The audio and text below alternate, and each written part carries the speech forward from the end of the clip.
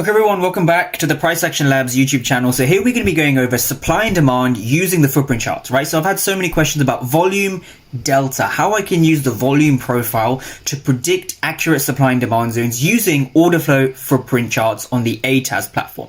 So with that being said, let's dive into it, right? So we have the ATAS platform at the top and we're going to be focusing on supply zones and demand zones, right? How can you actually predict what is going to go on inside of these zones?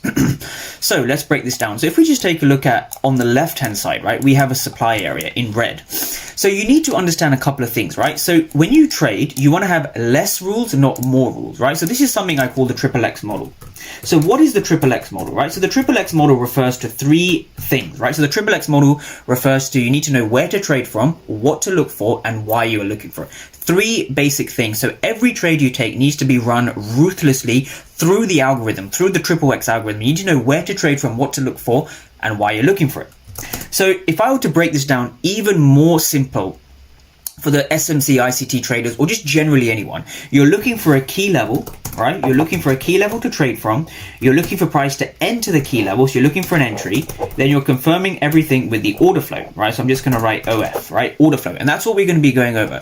So when you're taking a trade from an order block or a supply area or a demand area, say this is a supply area over here, right? You need to understand how a supply area forms, right? And this comes from the order flow.